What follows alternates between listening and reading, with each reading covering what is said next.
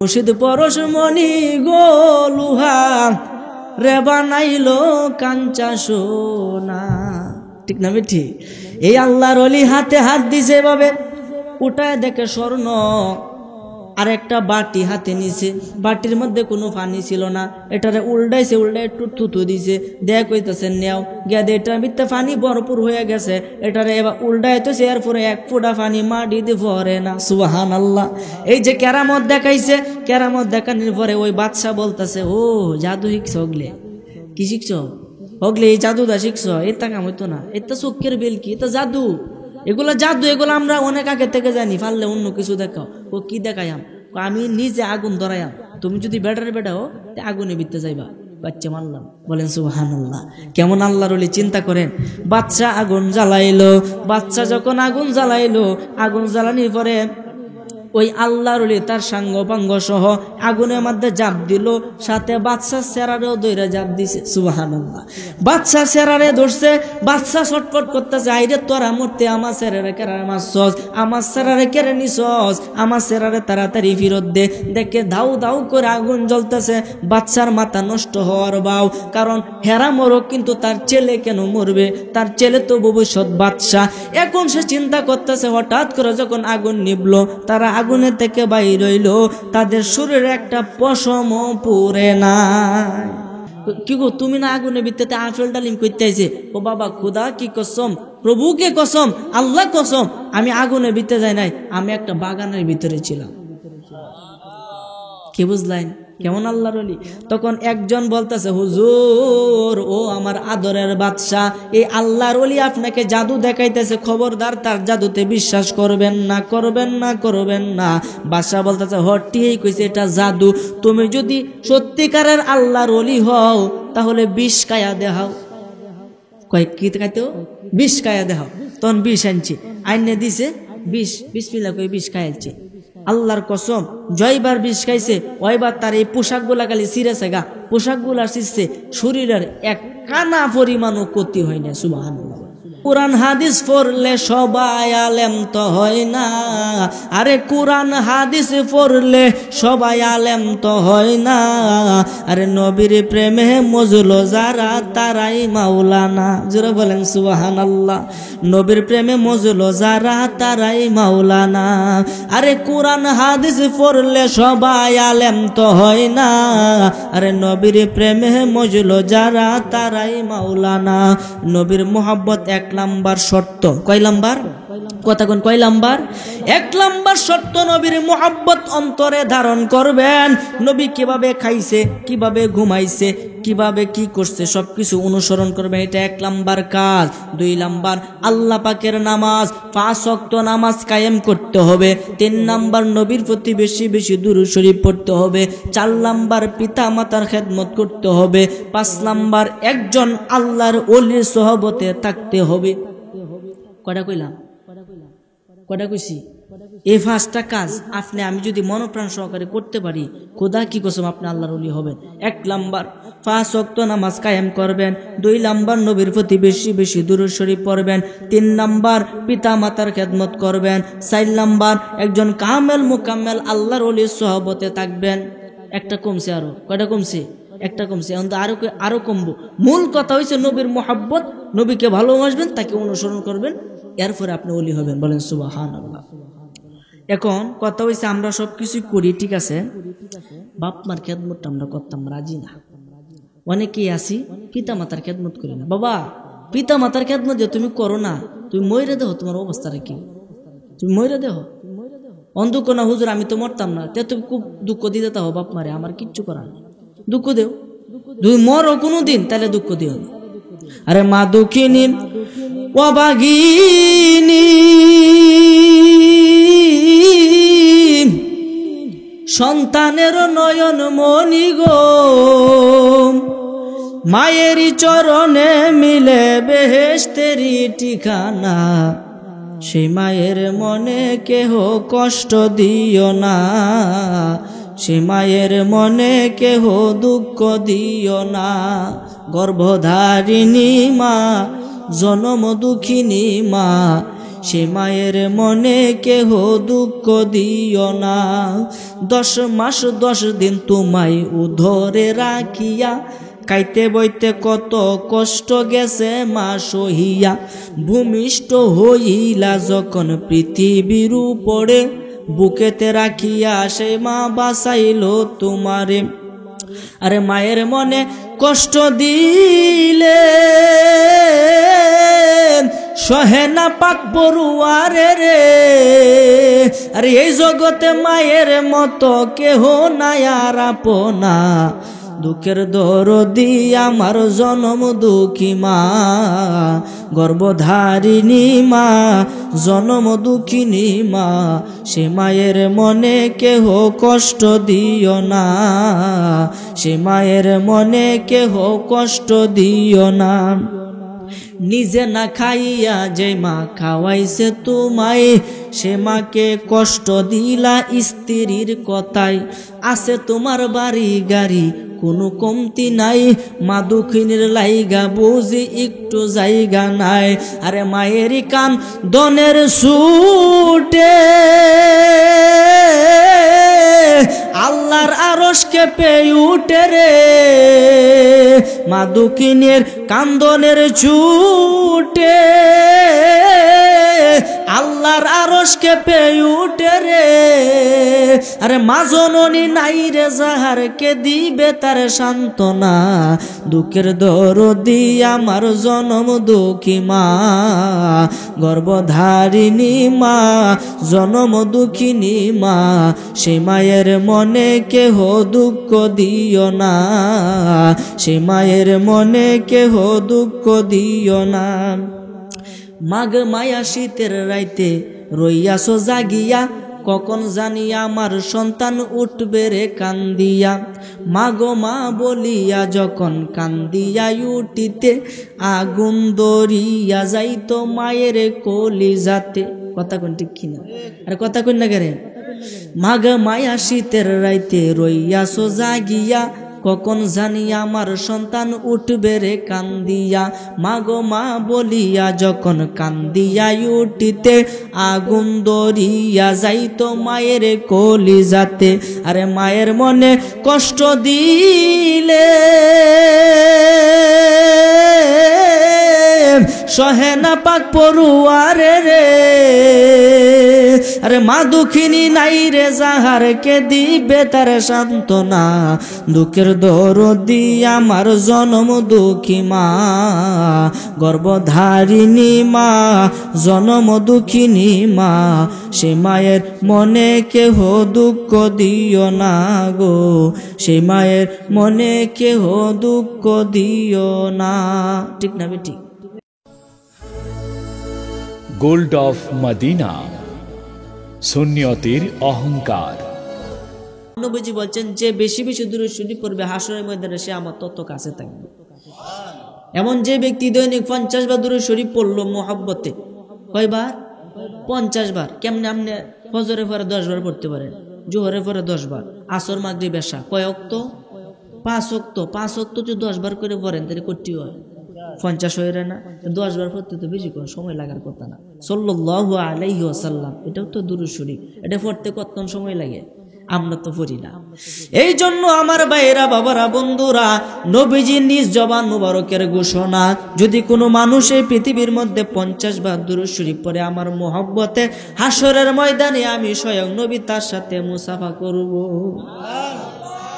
আপনি নবীর হাত যদি আপনার হাতের সাথে লাগিয়া যা, তাহলে আপনারা কি বেহেশতে নিব না দুজকে নিব?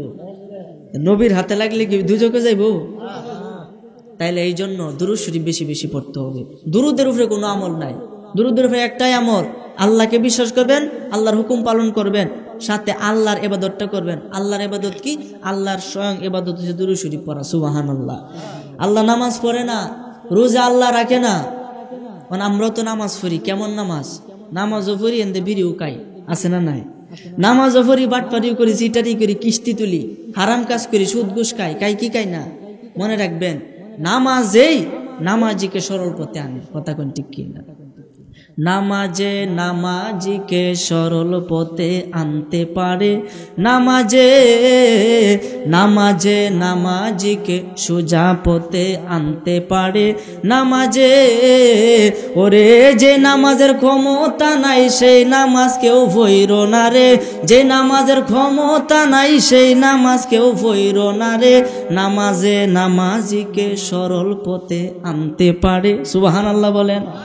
আশেকের নামাজ রোজা রুকু আর সেজদা সারা, আশেকের নামাজ রোজা রুকু আর সেজদা সারা, ওরে আরাম আয়াস সবই হারাম, আরাম আয়াস সবই হারাম, সদাই তাকে ধ্যানের গড়ে, আরাম আয়াস সবই হারাম, সদাই তাকে ধ্যানের গড়ে, নামাজে নামাজিকে সোজা পথে আনতে পারে, নামাজে নামাজে নামাজিকে সরল পথে আনতে পারে। কইতাম নি একটা কইতাম, আদম হয় আল্লাহর সুরতে, দাগ লাগিলে চেহারাতে, কিন্তু অনেকে ফেস লাগবে, ফেস লাগে আমার কিছু করার নাই, সরাসরি হাদিস। আদম হয় আল্লাহর সুরতে, দাগ লাগিলে চেহারাতে, ধরবে আল্লাহ কঠিন হাসরেতে, যেমন আনছো তেমন দিবা, যেমন আনছো তেমন দিবা আমানতি দেহটারে, যেমন আনছো তেমন দিবা আমানতি দেহটারে, নামাজে নামাজিকে সরল পথে আনতে পারে, নামাজে নামাজে নামাজিকে সরল পথে আনতে পারে। কথা বলেন ঠিক কিনা? এই দেহ আদম আলাইহিস সালামের দেহ, আদম সরাসরি আল্লাহ পাকের সুরত, আমাদের সুরত আমাদের পিতামাতা, আমাদের সুরত আমাদের পিতামাতা, কিন্তু বাবা আদমের কোনো বাবা নাই, মা হাওয়ার কোনো মা নাই, তাদের সুরত কেন? কথা কোন ঠিক কিনা? আল্লাহকে আমি নিজ সুরতে আদম বানাইছি, আল্লাহ পাকের কুদরতি সুরত। এই সুরত যেভাবে নিয়ে পৃথিবীতে আসছেন, এই সুরতে আল্লাহর সামনে দেখাইতে হবে, কারণ দেহটা আপনার নয়, দেহটা স্বয়ং আল্লাহ আপনারে দিছে উপহার। এটা আমানত, আমানতের খেয়ানত যে করে এটা কি শাস্তিযোগ্য না? কোনটা করে? এই জন্য নামাজ পড়তে হবে নামাজের মতো, কোন সময় কিভাবে হাত তুলতে হবে, কিভাবে বাঁধতে হবে, সাজদা কিভাবে দিতে হবে, সব কিছুই আপনাকে আমার জানতে হবে। যাই না আমল করতে হবে, না যাই না আমল করলে কোনো লাভ হবে না। এই জন্য বলা হয়েছে আলেমের ঘুম আর মূর্খের ইবাদত সমান। আলেমে ঘুমাইব, মূর্খর ইবাদত করব, কিন্তু সব আলেম হইব। সুবহানাল্লাহ বলেন না? এই জন্য নামাজ হতে বুঝতে পারছে। আমার কথা এটা না, কথা হইছে নামাজ তো আমরা পড়াইমি, আমরা মুসল্লি মানুষ, নামাজ পড়ি, খারাপ কামও করি, এই নামাজে কাম হইতো না। আল্লাহ বলছেন ইন্না সলাতা তানহা আনিল ফাহশাই ওয়াল মুনকার, অর্থাৎ নামাজ, নামাজই একমাত্র আপনাকে আমাকে খারাপ কাম থেকে বিরত রাখবে। ও নামাজই কি এটাই বুঝি না, নামাজ কি এটাই বুঝি না। হ্যাঁ, এই জন্য বাবা নামাজ পড়েন, বুঝে শুনে পড়বেন। আপনি ইমানদার মানুষ, মুসলমান মানুষ, ইমান গ্রহণ করার পরেই আপনার জন্য নামাজের আদেশ আসছে। এই জন্য আপনাকে সঠিক টাইমে নামাজ পড়তে হবে। আল্লাহ যেন আমাদেরকে 5 ওয়াক্ত নামাজি বানা, বলেন আমিন। আমার ভাইরা, বাবারা, বন্ধুরা, নামাজও আল্লাহর জিকির, রোজাও আল্লাহর জিকির, আল্লাহর জিকিরও আল্লাহর জিকির। ও এক কথায় যেই কাজে আল্লাহকে স্মরণ হয়, যেই কাজে আমার মাওলাকে স্মরণ হয়, ওইটাই হলো জিকির। জুড়ে বলেন না সুবহানাল্লাহ। আমাদের সকলের বাম স্তনে 2 আঙ্গুল নিচে একটা গোশতের টুকরা আছে, যাকে এলমে তাসাউফের ভাষায় লতিফায়ে কলব বলা হয়। এই কলবের মধ্যে যখন গুনার ময়লা ভরে, তখন নামাজ পড়লে আপনার ভিতরে শান্তি লাগবে না, রোজা রাখলেও আপনার পরিপূর্ণ তৃপ্তি আসবে না। যখন এই কলবটা আপনার পবিত্র থাকে, তখন আপনি অল্প আমল করে আমলে স্বাদটা অনুভব করতে পারবেন। এই জন্য আমার ভাইয়েরা, বাবারা, বন্ধুরা, সর্বাবস্থায় আল্লাহকে স্মরণ রাখবেন। এই যে নিঃশ্বাস ফেলতেছেন, আবার নিঃশ্বাস টানতেছেন, আল্লাহকে কয় টাকা দিছেন? দিছেন কেউ? আল্লাহ আসো দিন জিগাইবো, বাবা তোমার যে আমি হায়াতটা দিলাম, একবার শ্বাস ফালছো, একবার টানছো, আমার নামটা কয়বার স্মরণ করছো? আটকিত কি আটকিত না? আটকে যাবো গা। এই জন্য বাবা আল্লাহকে স্মরণ করবেন সর্বাবস্থায়, আল্লাহ কুল্লি হাত, প্রত্যেক অবস্থায় আল্লাহকে স্মরণ করতে হবে। প্রত্যেক কাজে বিসমিল্লাহ বলে কাজ শুরু করতে হবে। বিসমিল্লাহ যে বরকত, এই বরকত শুনেন যে সারা জীবন বিসমিল্লাহ বর্তানি মন চাইব, বলেন না সুবহানাল্লাহ। এই জন্য আমার ভাইয়েরা, বাবারা, বন্ধুরা, মারফতি একটা কথা বলি, একেবারে মারফতি কথা, খুব মনোযোগ সহকারে শুনবেন। নামাজ কয় ওয়াক্ত? 5 ওয়াক্ত। বিসমিল্লাহর মধ্যে 19টা অক্ষর আছে এবং দুজকের ফেরেশতা হলো 19 জন, মানে যারা শাস্তি দিব। আপনি যদি মাগরিবের সময় ফজরের সময় 19 বার বিসমিল্লাহ পড়তে পারেন তাহলে ওই 19 জন ফেরেশতা আপনার বন্ধু হইয়া যাবে। দিন রাত মিলায় কয় ঘন্টা? আমার একটু উত্তর দিন। দিন রাত মিলায় কয় ঘন্টা? 24 ঘন্টা। 24 ঘন্টার মধ্যে 5 ওয়াক্ত হয়েছে, মানে 5টা ঘন্টার এখন 5 ওয়াক্ত নামাজের লাগিয়া তার বাহি কয়টা হে? 19 না? 24 ঘন্টাতে 5 বাদ দিলে কত তাহে? 19। তো বিসমিল্লাহ আমাদের কয়টা অক্ষর? 19টা। তাহলে 5 ওয়াক্ত নামাজ আর বিসমিল্লাহ দিয়ে আল্লাহ এই রাত দিন বানাইছে, বলেন না সুবহানাল্লাহ।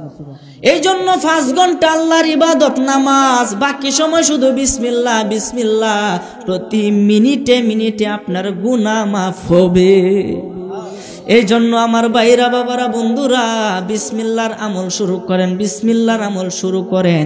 বিসমিল্লাহ যদি আমলে পরিণত করতে পারেন, বিসমিল্লাহ বলে বিষ খাইবেন, এটা হজম হইয়া যাবে। নবীর সাহাবী কইতাম নি ঘটনাটা কইতাম। নবীর সাহাবী নাম হইছে হযরত খালিদ বিন ওয়ালিদ রাদিয়াল্লাহু তাআলা আনহু। উনি গেছে এক জায়গার মধ্যে, একটা তাবু গাছে তার সাহাবীদেরকে, তার যে সঙ্গীরা লইয়া তাবু গাইরা তিনি ইসলাম প্রচার করতেছে, তার ধর্ম প্রচার করতেছে। এমন সময় তার যে সঙ্গী সাথী তারা বলতেছে, হুজুর এই যে আপনি অনারবি দেশের মধ্যে আসছেন, এখানকার কোনো মানুষ যদি আপনার বিষ খাওয়াইলা, কোনো খাবারের সাথে আপনার কি হইব, আপনারা কই ভাইয়া ও বিষ খাওয়াইব মারে, তো হেরারে বিষটি কেমন একটু দেখিছে আনোছে, বলেন না সুবহানাল্লাহ। হেরারে বিষ কেমন একটু দেখি আনো। তখন কয় জানতাছি। তখন একজন গেছে গিয়া তাদের 1 নাম্বার যে বিষ, যেটা খাওয়ার 1 ঘন্টার ভিতরে মানুষ এন্তেকাল করে, মৃত্যুবরণ করে, ওই বিষটা আনছে। উনি বিষটা হাতে নিছে, নিয়া বলে বিসমিল্লাহির রহমানির রহিম, পরম করুণাময় অসীম দয়ালু আল্লাহর নামে শুরু করছি। এই বলে বিষ খাইলো। খোদা কি কসম, তার একটা পশমেরও কোনো ক্ষতি হইল না। বিষ তো ফেট হয়ে গেছে। বিষ খাইলে কি মানুষ বাঁচে না মরে? তাই বিসমিল্লাহ কয়ে বিষ খাইছে, এটা হজম হয়েছে, বলেন না সুবহানাল্লাহ। এই জন্য বিসমিল্লাহর আমল শুরু করেন, বিসমিল্লাহর আমল শুরু করেন। বিসমিল্লাহর মধ্যে 19টা অক্ষর, 19টা মুয়াক্কেল আছে, 19 জন ফেরেশতা আছে এবং 19টা আপনার যেই কাজে করবেন খালি বিসমিল্লাহ, হে বিসমিল্লাহর মুয়াক্কেল আমাকে কাজটা করে দাও, আল্লাহ পাকের পক্ষ থেকে বিসমিল্লাহর মুয়াক্কেল আপনার কাজ করে দিয়ে, বলেন সুবহানাল্লাহ। এই জন্য চন্দ্র মাসের প্রথম বৃহস্পতিবার যদি পারেন আপনি, আমি সকলে করার চেষ্টা করব। চন্দ্র মাসের প্রথম বৃহস্পতিবার এশার নামাজ পড়ে পাক পবিত্র অবস্থায় ওযু করিয়া ঘরের ভিতরে বসে হালকা আলো জ্বালাইয়া, একটু সুগন্ধি জ্বালাইয়া, শরীরের মধ্যে একটু সুগন্ধি মাখিয়া একদম নীরবে বৈশা, কোনো ঝামেলা নাই, কোনো কথা নাই, খালি বলবেন আজিবে জিব্রাইল বাহাক্কে বিসমিল্লাহির রহমানির রহিম। এভাবে পাঠ করবেন 40 দিন, 19 শতবার। এভাবে পাঠ করার পরে আবার 40 দিন শুরু করবেন 3800 বার। একই টাইমে দেখবেন 19 জন ফেরেশতা আপনার আশেপাশে ঘুরতেছে, আপনি অনুভব করতে পারবেন, বলেন সুবহানাল্লাহ। অনুভব করতে পারবেন এবং কবেন একটা রোগী আইছে, ও আপনি ডাক্তারি ভালো হইতেছে না, খালি বলেন বিসমিল্লাহির রহমানির রহিম 11 বার একটা ফুমার মাইন, ভালো হয়ে যাবে, বলেন সুবহানাল্লাহ। এই জন্য আমল করতে হবে, আমল ছাড়া কোনো কাজ হবে না। এই জন্য আপনি আমি মাহফিলের মধ্যে আসছি, এখানে বৈশা যদি আল্লাহ পাকের নামে জিকির করতে পারেন, নবীর প্রতি দুরূদ শরীফ পড়তে পারেন, আমার আল্লাহ ফেরেশতাদেরকে ডাক দেয়া কই, ফেরেশতারা রে তোরা সাক্ষী থাক, সাক্ষী থাক। আজকের এই মিয়ার বাপের বাড়ির জামে মসজিদের উদ্যোগে যে মাহফিলটা হইতেছে, মাওলানা শাহজাহান সাহেবের যে মাহফিলটা হইতেছে, এই মাহফিলে বৈশা যারা আমাকে আল্লাহ বলে ডাক দিয়েছে, আমার নবীর প্রতি দুরূদ শরীফ পড়েছে, তোরা সাক্ষী থাক। ওই বান্দার মাথার চুলের আগা থেকে শুরু করে পায়ের তলা পর্যন্ত পুরা দেহের অঙ্গ প্রত্যঙ্গের সারা শরীরে যত গুনাহ আছে, আমাকে একটা ডাক দেওয়ার কারণে আমি আল্লাহ সমস্ত গুনাহ ক্ষমা করে তারে নিষ্পাপ মাসুম বাচ্চার থেকেও আরো নিষ্পাপ বানায়া দিলা। তো সেইভাবে ক্ষমা দেওয়ার ক্ষমতা আমার আল্লাহর আছে না নাই? যদি থাকে তাহলে আসুন সে আল্লাহকে একটু মন প্রাণ খুলে ডাকি, একটু তালে তালে আল্লাহ আল্লাহ আল্লাহ আল্লাহ, জবান খুলেন আল্লাহ আল্লাহ আল্লাহ আল্লাহ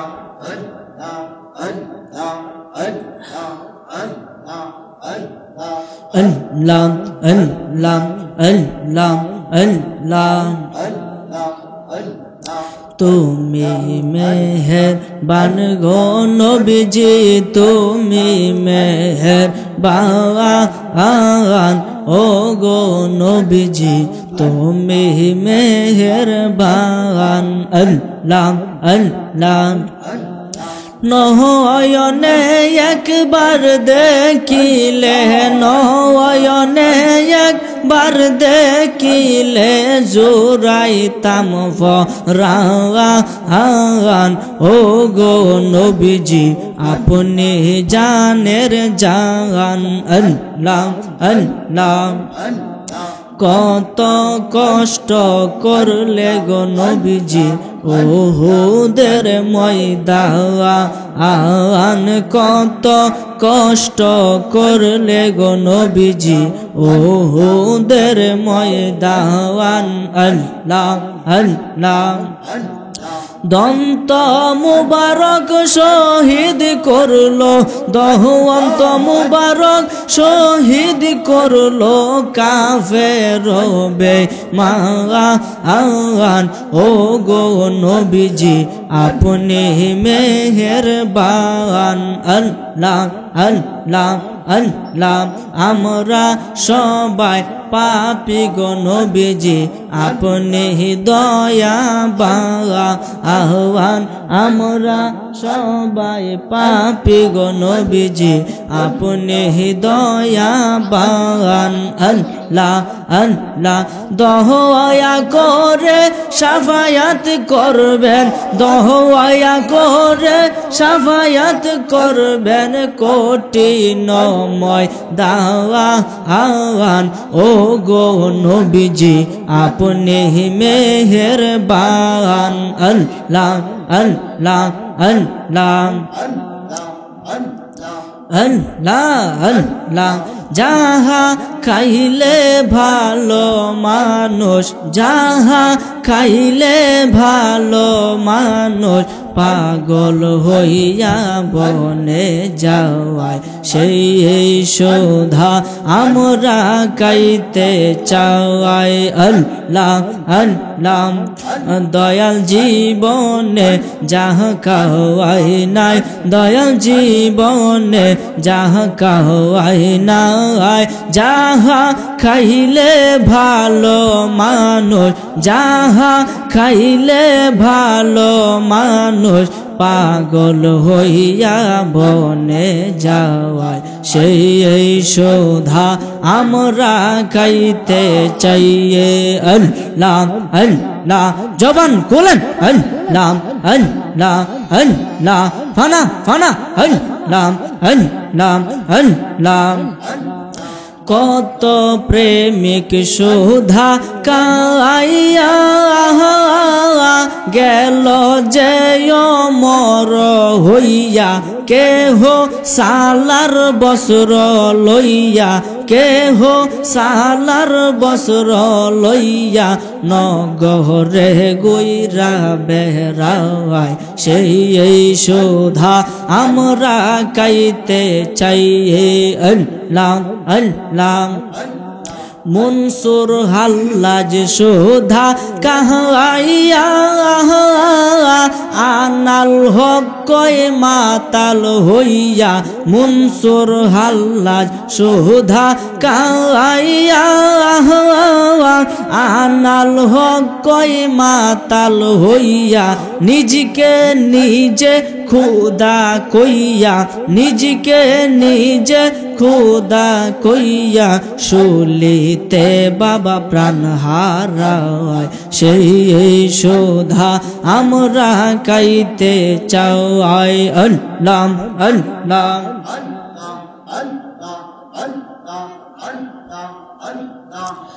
লা ইলাহা ইল্লাল্লাহু মুহাম্মাদুর রাসূলুল্লাহ সাল্লাল্লাহু আলাইহি ওয়াসাল্লাম উচ্চ আওয়াজে বলে আলহামদুলিল্লাহ। আসসালামু আলাইকুম ওয়া রাহমাতুল্লাহি ওয়া বারাকাতুহু। আমি শুরুতে আপনাদের কাছে একটা অনুরোধ করব, ফাঁকা জায়গা একটু বন্ধ করে বসেন। যতক্ষণ বসে থাকবেন অতক্ষণ আপনার আমলনামায় সওয়াব হবে। প্রতি নিঃশ্বাসে 10 নেকি পাবেন। একটু চাপে চাপে বসেন। এবং যাদের বাহিরে বিশেষ প্রয়োজন আপনার আস্তে আস্তে যেতে পারেন। হ্যাঁ, একটু চাপে চাপে বইন ইনশাল্লাহ। কয়েকটা কথা বলবো, বেশি কথা বলবো না। আল্লাহ যাতে আমাদেরকে আমল করার তৌফিক দান করে, বলেন আমিন। খুব মনোযোগ দেন আমার ভাইয়েরা, বাবারা, বন্ধুরা। আমি শুরুতে আপনাদের সম্মুখে পবিত্র কালামুল্লাহ শরীফ হইতে একটি আয়াতে কারিমা তেলাওয়াত করলাম। আমার আল্লাহ স্বয়ং ডাক দেয়া কয়, আলা ইন্না আউলিয়া আল্লাহ লা খাউফুন আলাইহিম ওয়া লা হুম ইয়াহজানুন। এই তোমরা সাবধান হইয়া যাও, শুনে রাখো, শুনে রাখো, এই দুনিয়ার মধ্যে যারা আমার পছন্দের বান্দা হবে, যারা ইমানদার হবে, যারা আমার ওলি হবে, বন্ধু হবে, দুস্থ হবে, লা খাউফুন আলাইহিম ওয়া লা হুম ইয়াহজানুন, তাদের এই দুনিয়া এবং পরকাল কোনো জায়গাতে তাদের কোনো ভয় থাকবে না। জোরে বলেন সুবহানাল্লাহ। এখন তো আমরা জাহান্নামরে ভয় পাই কি ভাই না? কোনটা কই? জাহান্নামরে ভয় পাই না এমন একজন আসুন, হাত তুলুন। হ্যাঁ, আরে আমি চাই না বেহেশত, আমি চাই না জাহান্নাম, আমি চাই না বেহেশত, আমি চাই না জাহান্নাম, আমার কওফালে লেখে দিও দয়াল নবীর নাম, আমার কওফালে লেখে দিও দয়াল নবীর নাম। আমি চাই না বেহেশত, আমি চাই না জাহান্নাম, আমি চাই না বেহেশত, আমি চাই না জাহান্নাম, আমার কওফালে লেখে দিও দয়াল নবীর নাম। বলেন না সুবহানাল্লাহ। নবীর প্রেমে যদি আপনি পড়তে পারেন তাহলে আসলে প্রেমের মজা বুঝবেন। যে কুয়ার ব্যাঙ এবং সাগরের ব্যাঙ দুইটা কিন্তু ব্যবধান আছে। সাগরের ব্যাঙ হলে নবীর শান বুঝতে পারবেন বিশাল। সাগরে থাকেন আপনি বুঝতে পারবেন আসলে প্রেম কি জিনিস, নবী কি জিনিস। আর কুয়ার ভিতরে ভৈরা থাকেন তাহলে কুয়াটাই চিনবেন সুডুমুডুনি। আসলে বড় যখন বড়টার মধ্যে পড়বেন তখন বড়টা বুঝতে পারবেন, ছোটটার মধ্যে থাকবেন আর খালি মাথার মধ্যে কুচিন্তা আইব যে নবী তো এমন, নবী তো হেমন, নবী তো এরকম, নবী তো ওই রকম। আরে না না না, নবীর সাথে কারো তুলনা চলে না। বলেন না সুবহানাল্লাহ। এই জন্য আমার ভাইয়েরা, বাবারা, বন্ধুরা, কুয়ার ব্যাঙ আর সাগরের ব্যাঙ একসাথে হইছে। জোয়ার ভাটা হয় না, সাগরের জোয়ার ভাটা। এই সময় আপনার একটা সাগরের এক ব্যাঙ আছে জঙ্গলের মধ্যে হয়েছে গা, হেন আছে না কুয়া, কুয়ার ভিতরে গেছে আরেক ব্যাঙ। তে ব্যাঙ কটা হইল? দুইটা। এই কুয়ার ব্যাঙ সাগরের ব্যাঙ রে জিগা, কি গো ভাই তুমি কইতে আইছো? কো ভাই আমি তো এসে সাগর থেকে। সাগর কিরকম? সাগর তো বিশাল জলরাশি, এটা তো কোনো বিশাল বড়। ও কতখানি বড় হইব? ও মানে কথা রাহ দেখাইতাছি। এই ব্যাঙ কি করছে, এই কুয়ার মাঝে কয়েকটা গুরান দিছে। কবাই দেওয়া আছে, এই গুরান যদি আমি একসাথে লম্বা করি সাগর কি কতখানি? দূর আরো বড়। সে কি করছে, আরো কতক্ষণ গুরান দিছে, ফাঁক দিছে। ফাঁক দিয়ে কইতেছে প্রথমটি আর এখন এটি একসাথে মিলায় যতখানি বড়, সাগর কি কতখানি? দূর আরো বড়। তার আরো গুরান দিছে অনেকটি। গোরান দেওয়ার পরে কখন সবগুলো একসাথে এখন কি দূরে বাট একটা কথা শুন, তুই যদি ঘুরতে ঘুরতে মইরেও যাস, আবু হুজুরের কথা, তুমি যদি ঘুরতে ঘুরতে মইরেও যাস, তে সাগরের তুলনা কি আর এই কুয়ার ভিতরে দেখা নিয়ে যাবো? সুবহানাল্লাহ। যারা নবীর শান মানে না তারা তো কুয়ার ব্যাঙের সমতুল্য। তারা শুধু একটু সামান্য পড়ে, একটু সামান্য দেখে দেখে এখন নবী তো আমাদের মতো। কথা কেন ঠিক কিনা? এই জন্য নবীজিকে আমাদের মতো বলা যাবে না। নবীজি সুরত হলো অনেকগুলা, এর মধ্যে 3টা প্রসিদ্ধ সুরতে হাক্কি, সুরতে মালাকি, সুরতে বাশারি। বলেন না সুবহানাল্লাহ। 3টা সুরত। হাক্কি মানে স্বয়ং খোদার সুরত, জিবরাইল আলাইহিস সালাম। আর নবীজি গেছে মেরাজ শরীফে, যেহেতু যে রজব 27 তারিখে মেরাজ হয়েছে। কথা কেন ঠিক কিনা? এই মেরাজের রাত্রে যদি আপনি রোজা রাখতে পারেন, সকালে রাত্রে ইবাদত করে পরের দিন রোজা রাখবেন, রাত্রে ইবাদত করে পরের দিন রোজা রাখবেন, আপনার 1 বছরের গুনাহ সম্পূর্ণ ক্ষমা করে দেওয়া হবে। এবং 1 বছর লাগাতে একটানা রোজা রাখলে যে সব হইতো, একদিন রাখলে সব হইব। সুবহানাল্লাহ। আর এক হাদিসে পাওয়া যায় নবীজি বলছেন যে রজব মাসে একটা রোজা রাখবে তাকে 40 বছর রোজা সমতুল্য সব দেওয়া হবে। সাধারণ বিষয়, সামনে কিন্তু আইতাছে ইনশাল্লাহ। সবাই রাজি আছেন না? তো প্রস্তুত থাকেন। আর মাত্র 1 মাস 14 দিন অথবা 13 দিন পরে আমাদের কিন্তু বড় রোজা শুরু। রমজান মাস কিন্তু আয়া পর্ব শুরু। আমরা এখন থেকে প্রস্তুতি নিব যে এবার 30টা রোজায় রাখবো। অনেকে কি হয় দোকানের মধ্যে পর্দা টাঙ্গা দেখছেন, লাল পর্দা, যে সাবধান এখানে আসা যাবে না। লাল মানে সতর্কবার্তা। এরপর আপনি যাবেন মানে জাহান্নাম নিজের হাতে ক্রয় করবেন। আমার মনে হয় যারা রোজা রাখে না বাড়িতে তো বউ রোজা রাখে, হ্যাঁ রাখে না। এখন দোহানো যদি ভাত না দিত, বাড়িতে যদি ভাত না পাইতো, তাহলে ঠিক হইল, কথা কোন ঠিক কিনা? এই জন্য আমার ভাইরা, বাবারা, বন্ধুরা, রমজান মাস আসতেছে, রোজা রাখবেন। জিব্রাইল এবং নবী করিম পাক সাল্লাল্লাহু আলাইহি ওয়াসাল্লাম যখন মেরাজে গিয়েছিলেন, ওই মেরাজে যাওয়ার পরে নামাজ ফরজ হইছে। এটা হলো মেরাজের মাস, রজব মাস, মুহাব্বতের মাস, দামি মাস। এই দিনে নবীজি মেরাজ করতে গিয়েছিল আল্লাহর দরবারে। আল্লাহর দরবারে যখন মেরাজ করলো, অনেক কিছু নবীজি দেখে শুনে হাইটে হাইটে আয়া আমাদের মধ্যে কইছে। ওই সময় নবী যায় কইতাছে, আমি আমার আল্লাহরে দেখেছি। সুবহানাল্লাহ, আমি আমার আল্লাহরে দেখছি। তখন সাহাবীরা জিজ্ঞাসা, হুজুর আল্লাহ কেমন দেখছেন? তো একটা বিবরণ তো আছে। আমি আমার আল্লাহরে দেখছি, আমি নবীর নিষ্ঠুরতে। সুবহানাল্লাহ কইতেন না? বুঝবেন কিন্তু, ফেস লাগাইন না, যে কথা খুব মারাত্মক ফেসে। আমি আল্লাহরে দেখছি, আমি নবীর নিষ্ঠুরতে। আল্লাহ দেখলো কেমনে? নবীজিরে নবী দেখে এলো। নবীজি কইছে, যে ব্যক্তি আমারে দেখো, যে ব্যক্তি আমারে দেখলো, যে ব্যক্তি আমারে দেখলো, ফাকাদ রাআল হাক্কা, সে ব্যক্তি সত্য সত্য আল্লাহরে দেখলো। তো নবীজি কি আল্লাহ?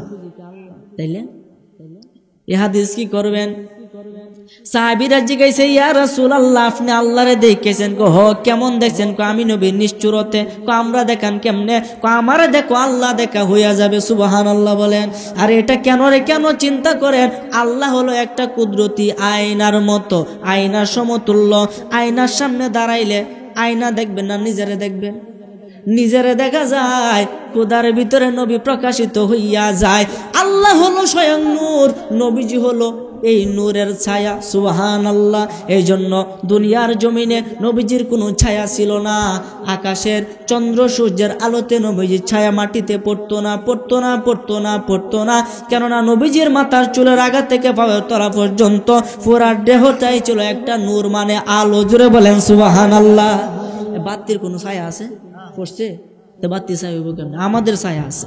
এই জন্য আমার ভাইরা, বাবারা, নবীজিকে আমাদের মতো মনে করা যাবে না। নবী শুধু আমাদের নবী না, নবী শুধু নবী, নবীদেরও নবী। সুবহানাল্লাহ কইতেন না?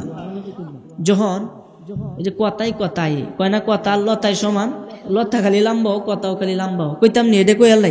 এই মেরাজ হয়ে গেছেন তো, তখন বাইতুল মুকাদ্দাস নবীদের ঘর, ওইখানে কিন্তু নামাজ পড়ছিল 2 রাকাত নফল নামাজ।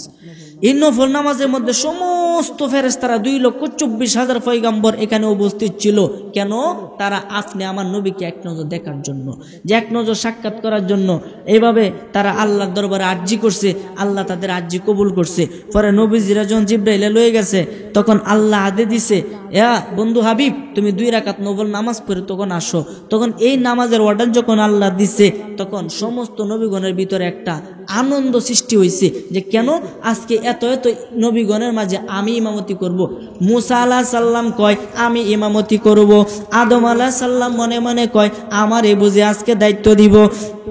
ঈসা আলাইহিস সালাম কয় আমারে মনে হয় দায়িত্ব দিব। ইব্রাহিম খলিলুল্লাহ কয় আমারে মনে হয় দায়িত্ব দিব। কেন? আদম আলাইহিস সালাম কয় আমি আদি পিতা, আমি সবার পিতা, আমার সন্তান সবাই, আমি সবার বড়, আমি মুরব্বী, আমারে দিব। সুবহানাল্লাহ কইতেন না? সবাই একটা চিন্তা করতেছে। ঈসা আলাইহিস সালাম কয় আমি রূহুল্লাহ, আমি রূহুল্লাহ, আমারে দিব। ইব্রাহিম আলাইহিস সালাম কয় আমি তো খলিলুল্লাহ, মানে আল্লাহর বন্ধু, আমারে দিব। কিন্তু না না না, প্রত্যেকে ভাবছে টিকে জিব্রাইল নবীজির হাত মোবারকে ধইরা নামাজের মুসল্লার মধ্যে আনছে, আইনা বলে ইয়া রাসূলুল্লাহ, আজকের ইমামতি আপনি করবেন। দুরূদ শরীফ পড়েন, আল্লাহুম্মা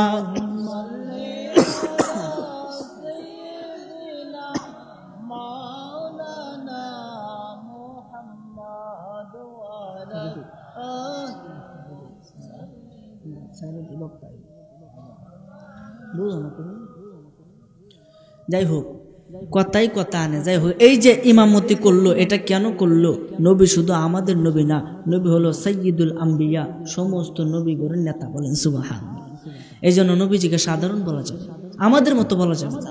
অনুরোধ করি, নবীজিকে আমাদের মতো বলবেন না। যে অনেকে আছে তো নবীজিরে আমাদের মতো মানুষ কয়, এই আমাদের মতো চলছে, খাইছে, বাজার করছে, ঘুমাইছে। আর এটা আমাদের শিক্ষা, এটা আমাদের শিক্ষা। আমরা তাকে দেখে অনুসরণ করবো, সে আমাদের আয়না। আবু জাহেল নবীজিরে দেখে মুহাম্মদ সাল্লাল্লাহু আলাইহি ওয়াসাল্লাম তারে মানুষে মানে, এর মতো কুৎসিত আর কিছু নেই। নাউযুবিল্লাহ বলতেছে। আবু বকর দেখে কো ইয়া রাসূলুল্লাহ, আপনার মতো এত সুন্দর এত সুপুরুষ আমার জীবনে দেখিনি। সুবহানাল্লাহ। তে কথা কই রকম হইছে? আবু জাহেল কয় কুৎসিত, নবীজি সাহাবী হযরতে আবু বকর কয় অনেক সুন্দর। কথা দুই রকম হইয়া গেল। সাহাবীরা প্রশ্ন করে ইয়া রাসূলুল্লাহ, আবু জাহেল আপনাকে দেখে হিংসা করলো, আবু বকর আপনার দেখে প্রশংসা করলো, এটার কারণ কি? নবীজি ডাক দিয়া কয় ও আমার আদরের সাহাবীরা, তোমরা শুনে রাখো, আমি নবী হইলাম একটা আয়না। আয়নার সামনে যদি কালি দিয়ে, মুহের মধ্যে কালি দিয়ে তুমি দাঁড়াও, এই কালিটা বাসবো কি বাসতো না? সাহাবীরা কয় হুজুর যেমন তেমনই তো বাসবো। তেমনই ভাবে যার এই কলম, যার দেহ, যার মন পবিত্র, যার মনে আল্লাহ রাসূল আছে, যার মনের মধ্যে কোনো পাপের কোনো কালেমা নাই, ওই ব্যক্তি আমারে দেখলে সে নিজেরই দেখবো, তার মানে ও পবিত্র। আর যদি তার ভিতরে কোনো খারাপ কাম থাকে, তার ভিতরে যদি ময়লা থাকে, সে যদি আমাকে দেখে সে ময়লাটারে দেখবো। এই জন্য আবু জাহেলের ভিতরে অন্ধকার, আবু বকরের ভিতরে হলো আলো। আবু জাহেল দেখছে কালো, আবু বকর দেখছে আলো। বলেন সুবহানাল্লাহ। এই জন্য নবীজি হইছে আয়না। নবীজির আয়না আল্লাহ, আমরার আয়না নবী। কথা কোন ঠিক কিনা? এই জন্য নবীজিকে দেখে আমাদের অনুসরণ করতে হবে, নবীর রঙে রঙিন হতে হবে। নবীজি মুখে দাঁড়িয়ে রাখছে কি রাখছে না, তা আমরা কাটতে লাগে রে। নবীর থেকে তো বেশি বুঝি তাইলে কোনটা কোন।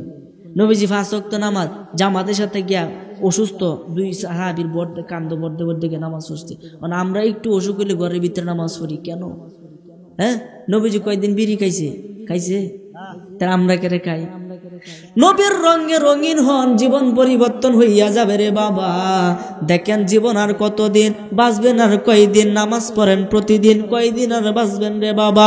60 বছর 70 বছরের জিন্দিগি, এর ভিতরে নিজেকে মস্তান মস্তান ভাব দেখায়। আরে না, যেদিন আজরাইল আপনার সামনে চলে আসবে, ওই দিন 3.5 রাত কবর আপনার মাটির ঘর হবে। উপরে মাটি, সামনে মাটি, পিছনে মাটি, ডানে মাটি, বামে মাটি, সব দিক দিয়ে শুধু মাটি আর মাটি। ইমানদারের মৃত্যুর সময় সে একটা স্বপ্ন দেখে। কি দেখে? কথাগুলা বুঝবেন। ইমানদারে মরার সময় একটা স্বপ্ন দেখে, সে স্বপ্ন দেখে তারা জান কবজ করা হইতেছে।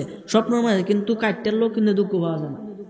দেখুন যে স্বপ্ন দেখে অনেকে দেখবেন যে নিজেরে মাইরা যাচ্ছে, কাটতেছে, কিন্তু দুঃখ হয় না। এমন আছে কিনা? আছে। তাহলে এই স্বপ্ন থেকে যখন ইমানদার দেখবো তারা মৃত্যু মানে আজরাইলে মারতেছে, তার কষ্ট হইতো না, মূলত সত্যি সত্যি মারতেছে। বলেন না সুবহানাল্লাহ। তো এই স্বপ্নের ভিতরে যার জান কবজ হয়ে যায়, স্বপ্ন তাকেই দেখে, তাকে গোসল দিতেছে, কাফনের কাফন পরাইয়া, জানাজার ময়দানে নিয়ে জানাজা পরাইয়া তারে কবরস্থ করতেছে, স্বপ্ন তাকেই দেখতেছে। স্বপ্ন তাকে এই কবরের মধ্যে রাখার পরে তার হুশ ফিরে আসবে, সে মাটির গন্ধ পাবে, তখন সে সজাগ হবে। সজাগ হয়ে দেখবে সব দিক দিয়া মাটি আর মাটি মাটি, তখনই ফেরেশতা স্পষ্ট করে মার রব্বুকা, তোমার রবকে। বলেন সুবহানাল্লাহ। উত্তর দিতে পারলে ভালো, না পারলে জ্বালা। কেমন জ্বালা? একটা ফেরেশতা আছে যে চোখে দেখে না, কানে শুনে না, তার হাতে একটা লোহার মুগুর থাকবে, সে খালি এটা দিয়ে পিটাইবে আর পিটাইবে। সে চোখেও দেখবে না, কানেও শুনবে না, আপনার কি অবস্থা হইতেছে এটা সে উপলব্ধি করতে পারবে না। আপনি চিল্লাইতেছেন, এটা কান দিয়ে শুনতে পারবে না। শুধু 24 ঘন্টা শাস্তি আর শাস্তি। নবীজি বলেছেন 3.5 রাত কবরের ভিতরে যদি কেউ বেঈমান ঢুকে যায়, তার কবরের ভিতরে 70 থেকে 99টা সাপ কবর চলে আসে, কবর ভরে যায়। নাউজুবিল্লাহ বলেন। একটা সাপের বিষ যদি 1 ফোঁটা এই দুনিয়ার জমিনে পড়ে, পুরা পৃথিবীর মধ্যে আর কোনো সবুজ গাছ হবে না। তাহলে বিষটা মনে খুব মানে নরমাল না? আহা, ইমানদার হোক। আমরা সকলে ইমানদার। আমরা বলছি লা ইলাহা ইল্লাল্লাহু মুহাম্মাদুর রাসূলুল্লাহ, ঈমান আনছি, নবীর প্রতি বিশ্বাস করছি, নবী হইছে ঈমান, আমরা ঈমান আনলাম। তো ঈমান আনার পরে আমাদের কাজ হলো নামাজ পড়া, এরপরে কাজ হচ্ছে রোজা রাখা, এরপরে উপযুক্ত হজ যাকাত আদায় করা। এইভাবে তো আমরা স্টেপ বাই স্টেপ কাজগুলো করি। বলেন আমাদেরকে মঙ্গল হবে নাকি অমঙ্গল হবে? মঙ্গল হইব, সব কাজে মঙ্গল হবে। এই জন্য আপনাদেরকে অনুরোধ করি, পায়ে ধরে বলি, আল্লাহর ওলি হন, আল্লাহর ওলি হন, আল্লাহর ওলি হন। ওলি হইলে কোনো ভয় নাই। এক জালেম বাদশা আপনার এক আল্লাহর ওলিরে তার সাঙ্গ বঙ্গ লইয়া দইরে আনছে, গ্রেফতার করছি। এক জালেম বাদশা বেদিন আইনে কইতে, বেটা তুমি বিলে নিজের ওলি দাবি করো, তুমি বিলে ওলি কহ, ওলি তো কই, ওলি যে হইছ, ওলিদের তো কারামত আছে, যারা নবী হয় তাদের মুজেজা আছে, ওলিদের তো কারামত আছে, তোমার কি আছে দেখাও। বলেন সুবহানাল্লাহ। ওই আল্লাহর ওলিরে দইরে আনছে এক জালেম বাদশা। আনার পরে বলতেছে তোমার কি কারামত আমারে দেখাও, কারামত দেখাও। বাবা কিতাবের ঘটনা খুব মনোযোগ সহকারে শুনেন। ওই আল্লাহর ওলি ডাক দেয়া কয় বাদশা ওইদিকে তাকাও, ওইদিকে কি? ওইদিকে তো আমার উটটাকে, উটের যে বিসি আছে, উটের যে এই পায়খানা এটা হইরা রইছে, ও উটের পায়খানাটা তুলো। সুবহানাল্লাহ বলেন। উটের পায়খানাটা তুলো। বাদশার তার যে খেদমতদার খাদেমদার তারে বলছে এই উটের পায়খানাটা তুলো। আল্লাহর ওলি হাতে ইশারা করছে, পায়খানা খাঁটি স্বর্ণ হইয়া গেছে। সুবহানাল্লাহ। এর লাগে তো মুর্শিদ পরশমণি গো লুহা রে বানাইলো কাঞ্চা সোনা, ঠিক না ঠিক? এই আল্লাহর ওলি হাতে হাত দিছে এভাবে, উঠায় দেখে স্বর্ণ। আর একটা বাটি হাতে নিছে, বাটির মধ্যে কোনো পানি ছিল না, এটারে উল্টাইছে, উল্টাই একটু থুতু দিছে, দেয়া কইতেছে নেও গিয়া দে, এটার ভিতরে পানি ভরপুর হয়ে গেছে, এটারে এবার উল্টাইতেছে, এরপরে এক ফোঁটা পানি মাটি দিয়ে ভরে না। সুবহানাল্লাহ। এই যে কেরামত দেখাইছে, কেরামত দেখানোর পরে ওই বাদশা বলতেছে ও জাদু শিখছ, হগলে কি শিখছ? হগলে এই জাদুদা শিখছ? এটা কাম হইতো না, এটা চোখের বেল কি, এটা জাদু, এগুলা জাদু, এগুলো আমরা অনেক আগে থেকে জানি, পারলে অন্য কিছু দেখাও। ও কি দেখাইয়াম? আমি নিজে আগুন ধরাইয়াম, তুমি যদি বেটার বেটাও আগুনে বিতে যাইবা। বাচ্চা মানলাম। বলেন সুবহানাল্লাহ। কেমন আল্লাহর ওলি, চিন্তা করেন। বাচ্চা আগুন জ্বালাইলো, বাচ্চা যখন আগুন জ্বালাইলো, আগুন জ্বালানির পরে ওই আল্লাহর ওলি তার সাঙ্গ পাঙ্গ সহ আগুনের মধ্যে জাপ দিল, সাথে বাচ্চার সেরারেও দইরা জাপ দিছে। সুবহানাল্লাহ। বাচ্চা সেরারে ধরছে, বাচ্চা ছটফট করতেছে, আইরে তোরা মরতে আমার সেরারে কেড়ে মারছস, আমার সেরারে কেড়ে নিছস, আমার সেরারে তাড়াতাড়ি ফিরত দে। দেখে দাউ দাউ করে আগুন জ্বলতেছে, বাচ্চার মাথা নষ্ট হওয়ার বাও, কারণ হেরা মরক কিন্তু তার ছেলে কেন মরবে? তার ছেলে তো ভবিষ্যৎ বাদশা। এখন সে চিন্তা করতেছে, হঠাৎ করে যখন আগুন নিবলো, তারা আগুনের থেকে বাইর হইল, তাদের শরীরে একটা পশম পুরে নাই। আরো আসতে কোন সুবহানাল্লাহ। বুঝলাম না আপনারা যে মনোযোগ নাই কি নেই, বুঝলাম। হ্যাঁ, পশমে পুষছেন আগুনের ভিতরে, আর আপনি আগুনের ভিতরে আড্ডে দেবেন যে কি অবস্থা হয়? আপনি বা হরতরু এই সেরারে দেখে কো বাবা তুমি কই গেছ লাগা, তুমি আগুনের ভিতরে তুমি পুষছো না? ছায়া দে সেরারা তো আপেল আর ডালিম। সুবহানাল্লাহ। কি গো তুমি না আগুনের ভিতরে আপেল ডালিম করতে আইছে? ও বাবা খুদা কি কসম, প্রভুকে কসম, আল্লাহ কসম, আমি আগুনের ভিতরে যাই নাই, আমি একটা বাগানের ভিতরে ছিলাম। কি বুঝলেন কেমন আল্লাহর ওলি? তখন একজন বলতেছে হুজুর ও আমার আদরের বাদশা, এই আল্লাহর ওলি আপনাকে জাদু দেখাইতেছে, খবরদার তার জাদুতে বিশ্বাস করবেন না, করবেন না, করবেন না। বাদশা বলতেছে হটিই কইছে এটা জাদু, তুমি যদি সত্যিকারের আল্লাহর ওলি হও তাহলে 20 কায়া দেখাও। কয় কি দেখাইতো? 20 কায়া দেখাও। তখন 20 আনছি, আইনে দিছে 20, বিসমিল্লাহ কই 20 খাইছে।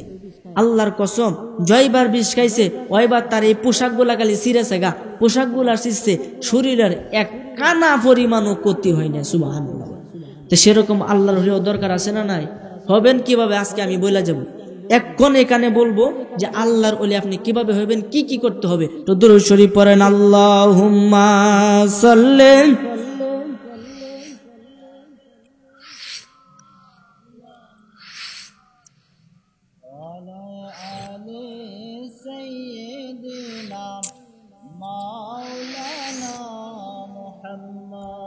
আল্লাহর ওলি হওয়ার জন্য কামেল পাস করা লাগে না, আল্লাহর ওলি হওয়ার জন্য টাইটেল পাস করা লাগে না।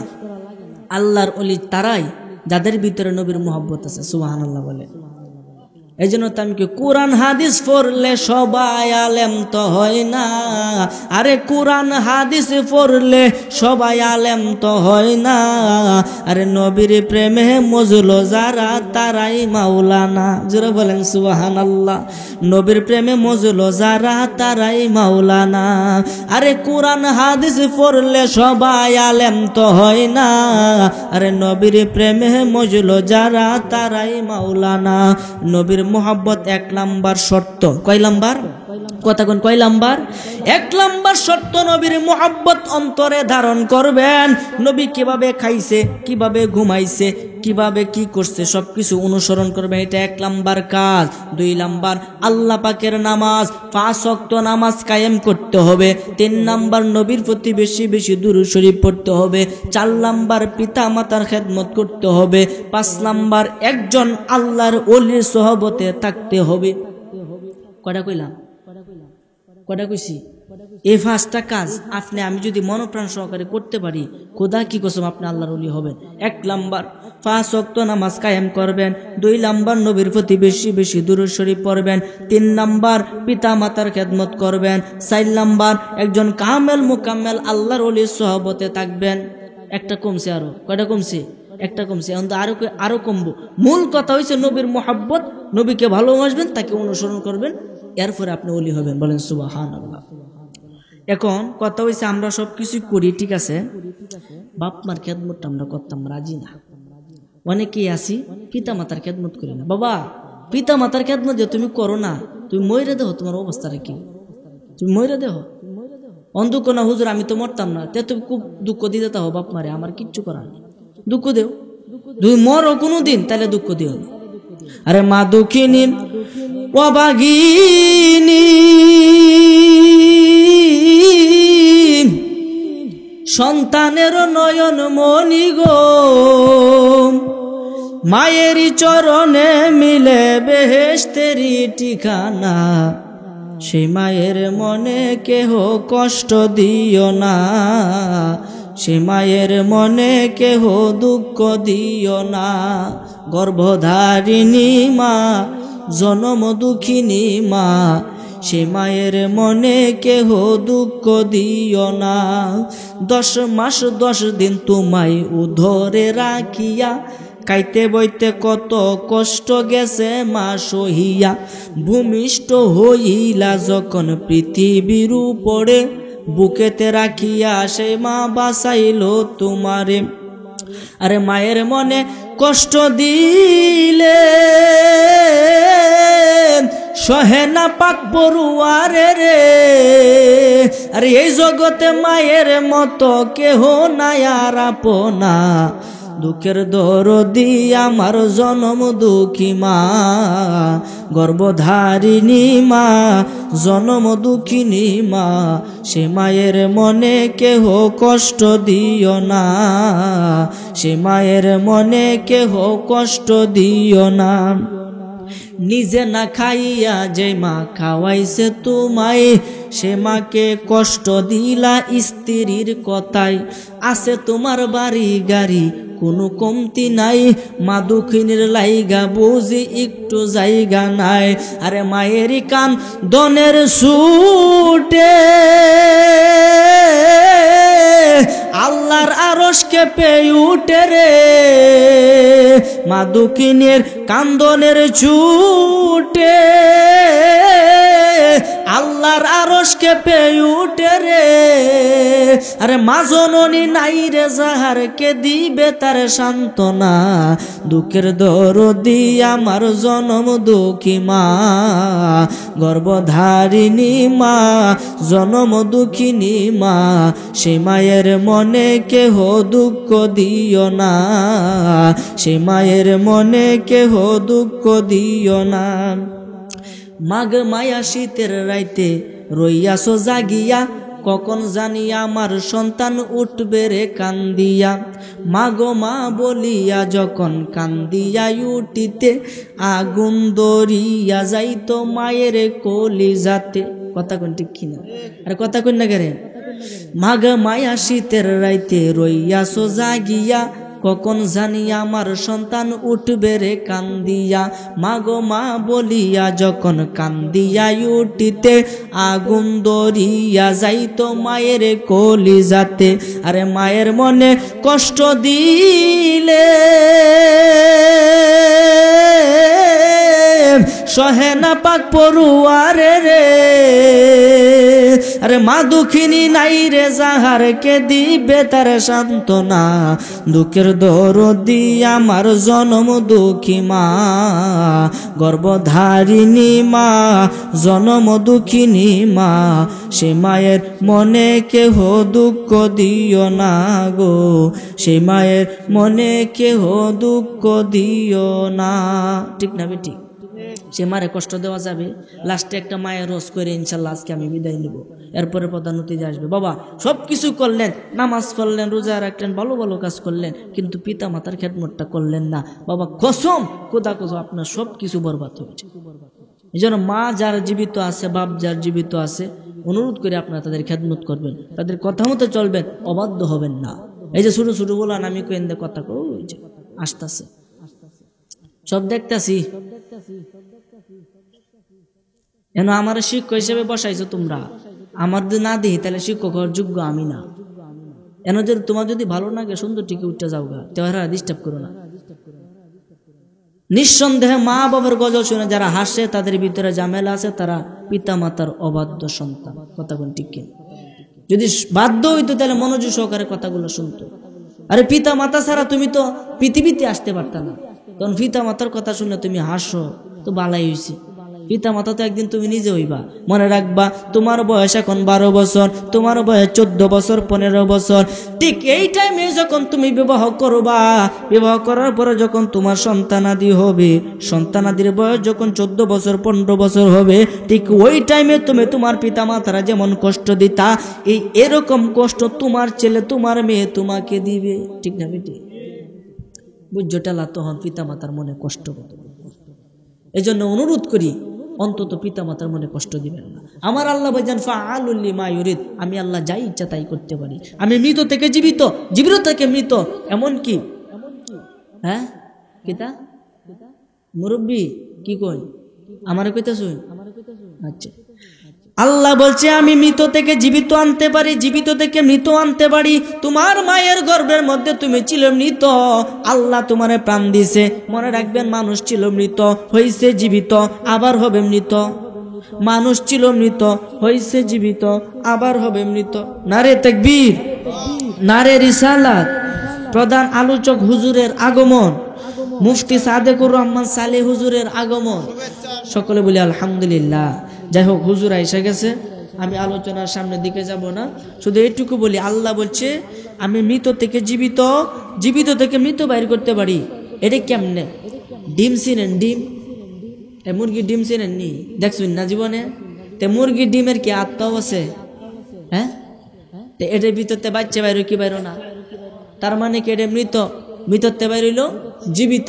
আর একটা মানুষ, সে কি জীবিত না মৃত? জীবিত। তার ভিতর থেকে মরা সন্তান হয় কি হয় না? তো ওই আল্লাহ তো খেলা, এটা কথা কোন ঠিক কিনা? এই জন্য সর্বাবস্থায় আল্লাহকে হাজির রাজির রেখা, নবীজির মোহব্বত অন্তর লালন পালন কইরা 5 ওয়াক্ত নামাজের পরে আয়াতুল কুরসি পড়বেন। মাগরিবের নামাজের পরে আপনি আউযু বিল্লাহিস সামিল আলিম মিনাশ শাইতানির রাজিম এই নামে 3 বার কইয়া সূরা হাশরের শেষ 3 আয়াত পাঠ করবেন।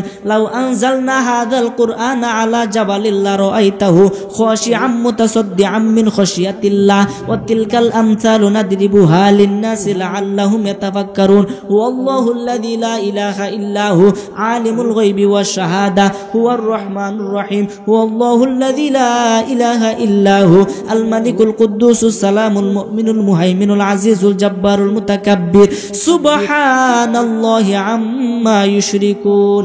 আছে না নাই? পবিত্র কোরআন শরীফে এই আয়াতটা পড়বেন মাগরিব এবং ফজরের পরে। আল্লাহুম্মা আজরিনি মিনান নার 7 বার পড়বেন, সুবহানাল্লাহ 33 বার, আলহামদুলিল্লাহ 33 বার, আল্লাহু আকবার 34 বার। এরপর লা ইলাহা ইল্লাল্লাহু ওয়াহদাহু লা শারীকা লাহু লাহুল মুলকু ওয়া লাহুল হামদু ওয়া হুয়া আলা কুল্লি শাইইন কাদির। এই কথাটা পড়বেন। এভাবে 5 ওয়াক্ত নামাজ আগে কায়েম কইরা 5 ওয়াক্ত নামাজের পরে কিছু কিছু আমল করবেন এবং বেশি বেশি দুরূদ শরীফ পড়বেন, আল্লাহ পাকের নামে জিকির করবেন। ইনশাআল্লাহ আপনার ভিতরে নূর পয়দা হবে। এরপরে 40 দিনের আমল, 40 দিন শেষ হলে আবার 40 দিন, এভাবে করতে করতে জীবন অতিবাহিত হয়ে যাবে। এই জন্য অনুরোধ করবো আপনারা আমলে পরিণত করেন। আমার কথায় কেউ কষ্ট পাইছেন এনে আসুন কেউ? আমি আপনাদের এলাকার সন্তান, আপনাদেরকে নিয়ে যে আমি কি করবো আমি নিজে বুঝতেছি না। যাই কিছু কথাবার্তা বলছি, আপনারা কিছু তো অন্তত বুঝছেন। বুঝছেন নি? না বুঝলে প্রশ্ন করুন, যে দোয়া করবেন আল্লাহ যেন আমাকে যতটুকু আলোচনা করেছি আলোচনা মোতাবেক আমাকে এবং আপনাদেরকে সকলকে সঠিক আমল এবং বুঝ দান করুন, বলেন আমিন। হাদা ওয়া আখিরি দাওয়ানা আলহামদুলিল্লাহি রাব্বিল আলামিন। আসসালামু আলাইকুম ওয়া রাহমাতুল্লাহি ওয়া বারাকাতুহু।